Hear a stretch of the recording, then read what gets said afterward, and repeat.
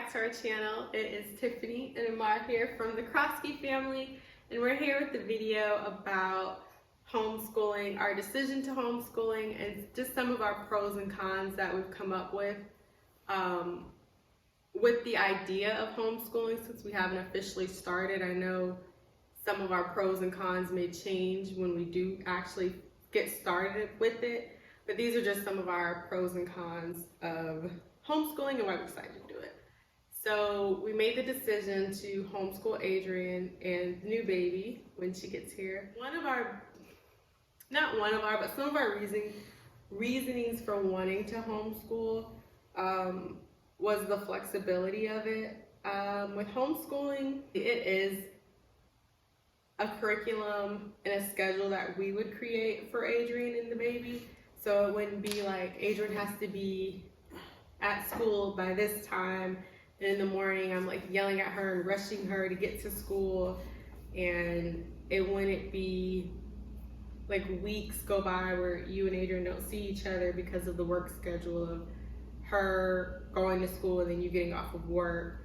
And then she would be able, and we would be able to structure what she's learning and make her curriculum more personalized to her.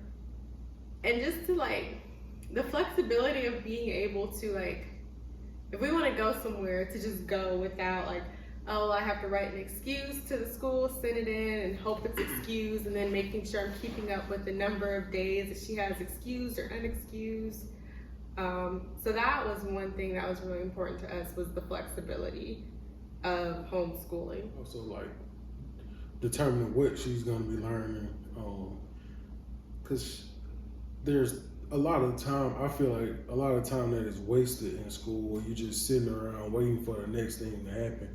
I just don't understand what's the reason why kids or anyone for their reason has to be in school for 8 hours every single day, Monday through Friday, learning about things that, they may or may not even use in the future. Chances are they won't use it in the future. So being able to kind of structure her learning toward areas that we know that she's interested in, I think will help her in the future and kind of help her kind of learn who she is more and learn about different things that she's interested in.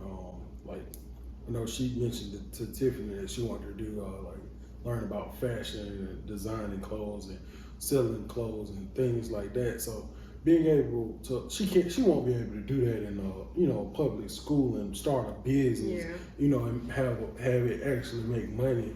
That's not even an option right now in public schools. Yeah, because a lot of schools don't have the home ec classes, right. And that's or high school. Even if it's home ec, that's teaching you how to design them, but that's not teaching you how to run a business or sell products, things that you actually will need to learn in the future, how to run a business, how to make money on your own without going to a job. Especially in elementary school. Right. Yeah. I mean, think about how many millionaire kids there are because they started selling socks or bow ties or hot dogs, or the little kid from YouTube making billions of dollars playing with toys.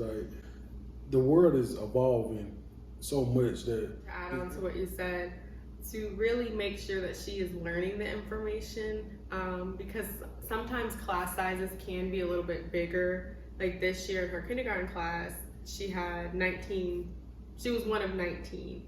So for me, what's important is to make sure that she has a full understanding of what it is she is learning before we move on to the next thing. And I feel like if you're in a classroom setting, sometimes there's not enough time to give that child the attention and the time that they need to grasp the material. Right. And so it's kind of just they have kind of an understanding of it, but it's time to move on to the next thing instead of going in depth and making sure that they really understand it. Mm-hmm. And one thing I don't like is capital punishment. So if 2 or 3 kids are talking and they're being disruptive, then the whole class gets punished. Yeah. That's not even real. That's crazy to even think about. We got little Raheem who messing up and he messed it up for the whole class, you know. But then that goes back to the class size. You have one teacher for 19, 20 students. Right. If two of them are acting up, then that's distracting the rest of the class. kids and other things. And the last thing is obviously the safety of her well-being. And her mental being as well, like and her physical, mental, spiritual, just her as a whole. Like that.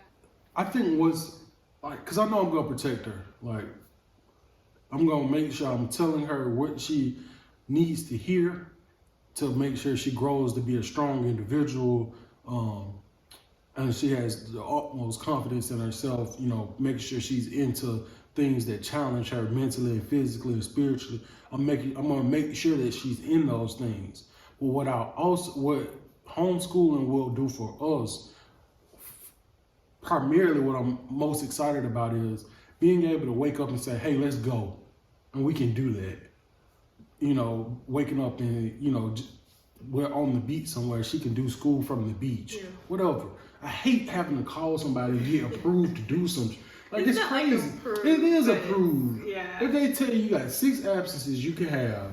I think it's 5. 5. You don't have to come to. You can have 5 unexcused. What are you talking about? This is my life. Yeah. You're crazy. Anyway. So just the freedom. The freedom to be able to say, let's go, and we can go and go. And then Adrian is not a morning person. I'm aware of that. I've come to terms with that. So getting her out the house at school on time it was not a pleasant experience, because then it turns into her getting an attitude, me getting an attitude, me yelling like, we have to go, me forcing her to eat breakfast when she's not hungry. And I just don't want her to think that that's how her life is supposed to be, or her morning are supposed to be.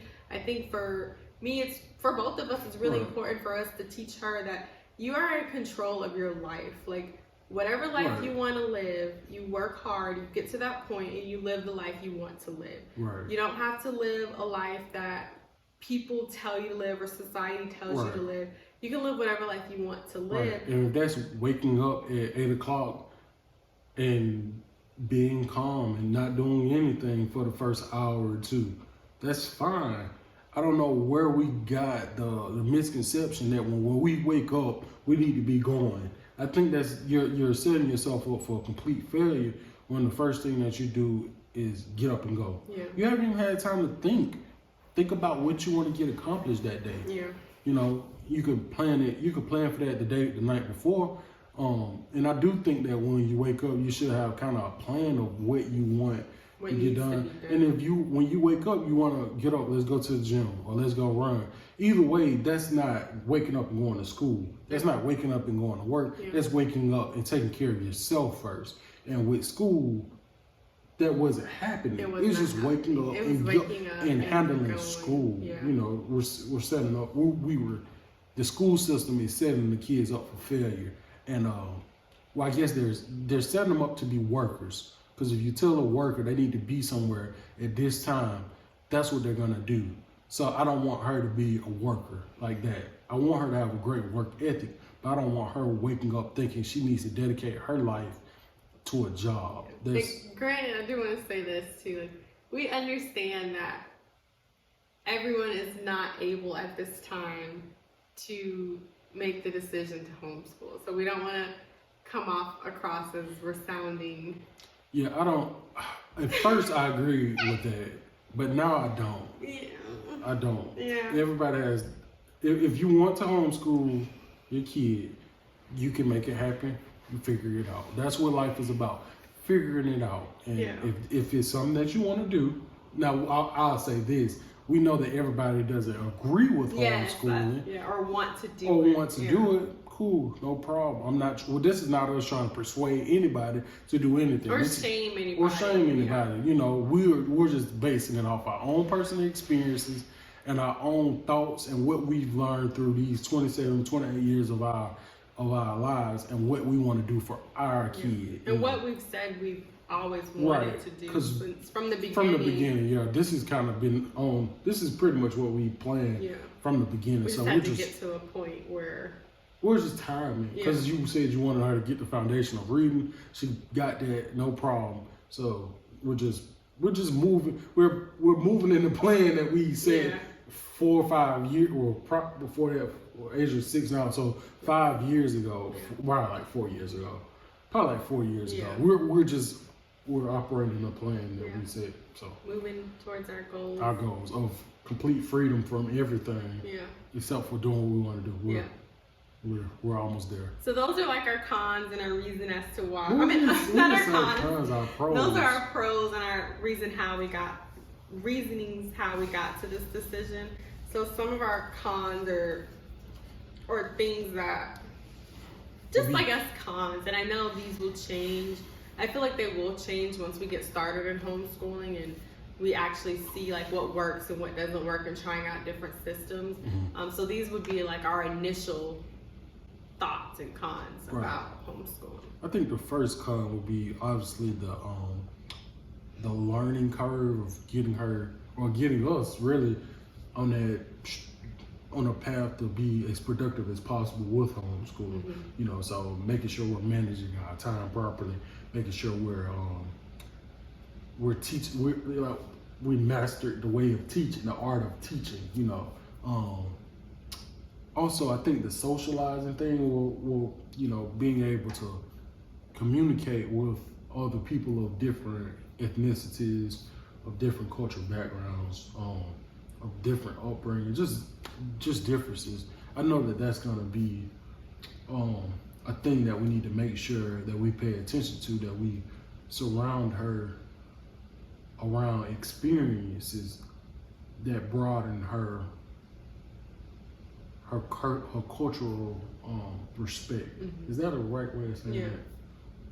Yeah, so just making her as cultural as possible. But that's what her not going to school will offer. We will be able to travel to China or Japan or, you know, France or wherever the case. You know, we can't do that if she's going to school. I really can't think of any cons, because what I do love about homeschooling is you have the flexibility to create the schedule that works the best for you and your family. And once we get started in the journey, there will be some things that I like and dislike, but right now I can't think of like, this is one reason why, or this is something that I'm thinking about this is the reason why I'm thinking about not doing it. Yeah, I can't. I can't. I know there'll be challenges. But there's nothing saying don't do it. It's just things saying, hey, there will be. This not gonna be easy. You know, and I'm okay with that. I'm okay with that too. But that was our reasonings for why we're homeschooling. We're super excited about it. Super excited about baby coming in September. I'm just excited about the future, which is really great to be excited about in the future.